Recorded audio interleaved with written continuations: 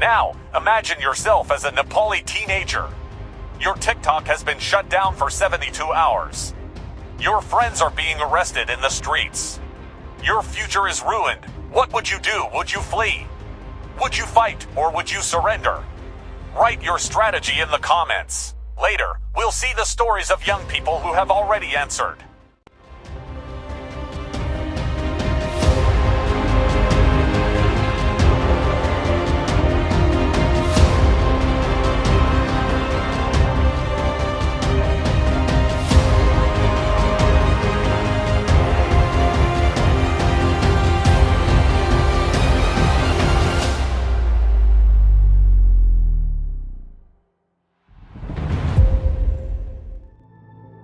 This story isn't just about Nepal, it's a global message. A guide for every generation that feels its voice isn't being heard. What I'm asking you to do is this: forward this video to someone you think needs to see it. Not for me, not for more likes, but so that one more person knows what's happening in silence. Now the choice is yours. Either close this window or help carry this voice to someone else. And if you decide to stay and be part of this community, that subscribe button is my promise to you that we will always speak the truth here.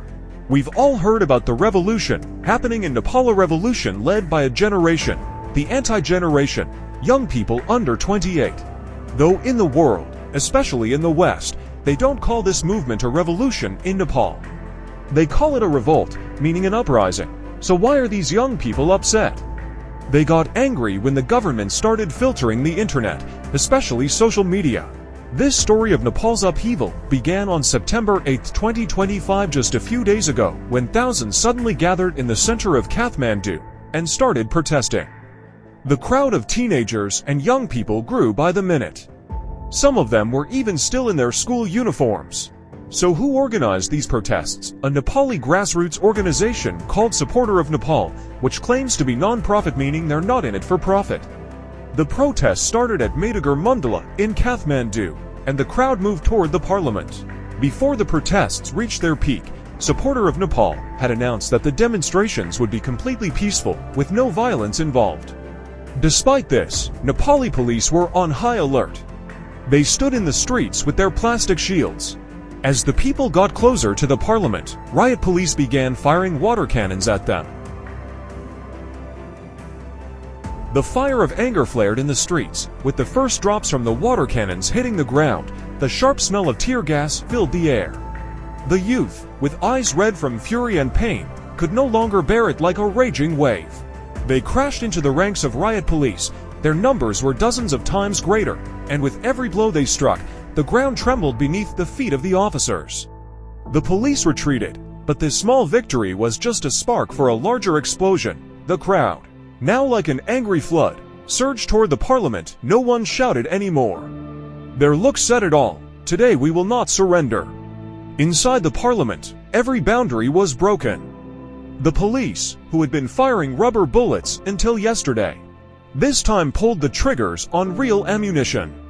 The sound of gunfire mixed with screams of pain. 19 young lives were lost, among them a 12-year-old boy who had simply been curious to see what was happening. But instead of fear, the blood ignited even more anger. News spread through other cities like wildfire, and one by one, people flooded into the streets. The government, terrified, declared martial law. Streets are off limits from 3:30 in the afternoon. But what good were these threats? People, more determined than ever, stepped out of their homes with resolute faces. The initial pretext was the internet shut down, but everyone knew where the real pain lay. A government that had been like a parasite, living off the people for years, unemployment that had choked their breath, and rulers who seemed to have completely forgotten that there were hungry, angry people out there who no longer feared. Today, the streets were filled not with shouts, but with the angry silence of thousands of feet that this time wanted to write history themselves. In November 2023, the government of Nepal made a surprising announcement that captured attention. A declaration that spoke of an urgent need for national security and the protection of its citizens. The goal was to combat the dark sides of the digital world, fake news, online fraud, and cyber attacks, which loomed over Nepal's cyberspace like a sinister shadow. The government sought access to information and content from websites in order to censor inappropriate material and reached out to internet giants like Facebook, Instagram, and Twitter. However, in a shocking turn of events, none of these platforms responded to the requests. Following this disregard, the Nepalese government boldly announced on August 28, 2025, that if these networks did not cooperate by September 3rd, they would proceed to filter them.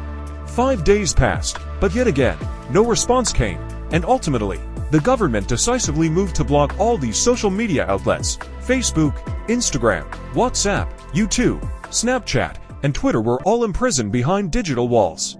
The only name that remained in the arena was TikTok, an app that most people believed to be Chinese, although it was unclear who exactly managed it. Despite the disappearance of the others, this software stood like a hero, becoming the sole ally that cooperated with the Nepalese government and evaded the clutches of censorship, thus carving out a space in the hearts of young Nepali users. This tense and strange story of the complex digital world and international relations continued, while countless questions lingered in the minds of the people. Interestingly, even in TikTok, which is ostensibly filtered, people in Nepal have started posting anti-government videos. They are primarily sharing videos showcasing the luxurious lifestyles of Nepali politicians' families, while their own citizens are facing serious economic problems, lacking suitable jobs and adequate income. This situation is alarming, with the unemployment rate in Nepal reaching 22%, meaning that 1 in 5 people is unemployed. Due to the critical economic conditions, many Nepalese are volunteering to fight in Russia against Ukraine. Around 15,000 Nepalese have taken this step. Notably, these young individuals have no prior combat experience and only receive 1 week of intensive training before being handed weapons and sent to the front lines. The war between Russia and Ukraine, despite technological advancements in 2025, resembles old wars such as the Iran-Iraq War and even World War II. In this war, the opposing sides shoot at each other from trenches, and the only way to advance is to kill the enemy and gain territory. Nepalese are not going to war for Russia's victory, but rather for financial reasons, as each soldier is paid for $1,000 a month, which is more than a year's salary for an employed Nepali. For this reason, many young people are voluntarily joining the fight. The people of Nepal have labeled their politicians as irresponsible and whores, as the children of these politicians can be seen easily in major cities like London, Paris, and New York.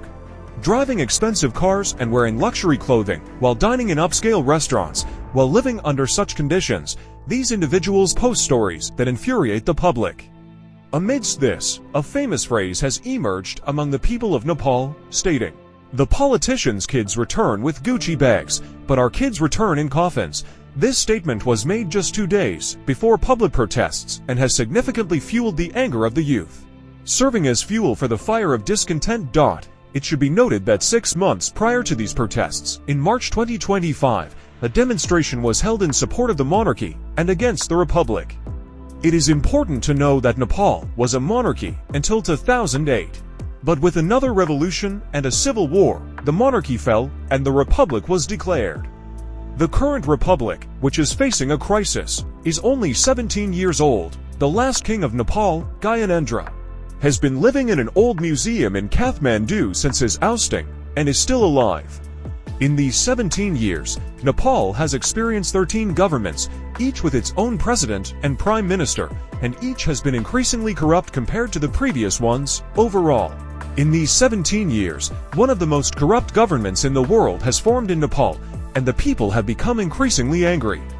The internet filtering, viewed as the last straw for the survival of this 17-year-old government, has caused numerous problems. One of the biggest issues arising from this filtering is the damage to Nepal's largest source of income, tourism, which has seen a significant decline in visitors. It should be noted that tourists usually arrive by plane in Kathmandu to climb and see Mount Everest. But the internet filtering led to a decrease in tourist arrivals, exacerbating unemployment, as millions of Nepal's population depended on the income generated by these tourists. Following the unrest and damage to the economy, the government quickly retreated and lifted the filtering law, but the fire of public discontent had already been ignited and could not be easily extinguished. People attacked the homes of the Prime Minister and the President, setting both houses on fire. Even the homes of lower-ranking politicians were targeted. This situation forced the government to rescue these politicians with helicopters, landing on the rooftops to evacuate them, knowing that their lives were in danger. Ultimately, on September 9th, the day after the unrest, Prime Minister Sharma Oli resigned. As we are making this video, protests and unrest are still ongoing, and a power vacuum has emerged in the Nepalese government. It remains unclear who will fill this vacuum. Will there be a military regime? Will the former king be reinstated? Or will the government pursue another course of action? We need a sign that says, I know the truth, and I care. This sign is a like, not just an ordinary like. When you like this video, consider it a symbol of truth and freedom, colored like the sun of the Nepali flag. Then, in the comments section, write a sentence for the youth of Nepal. Let's fill this section with messages of peace so that when the young people of Nepal see it, they know that the world wishes for their peace. Do you think this movement in Nepal can inspire the youth of neighboring countries like India and Bangladesh? Or is it a completely unique phenomenon? Defend your answer with reasoning in the comments. Or if you were the leader of this movement, what would be your first and strongest decision? A general strike, international negotiations, or something entirely different? Share your thoughts. I want to see where global attention on Nepal is coming from. Your comment will be a dot on the map. Please write your country's name along with your country's flag emoji. And if you want to keep this chain of hope going, press the subscribe button and the bell.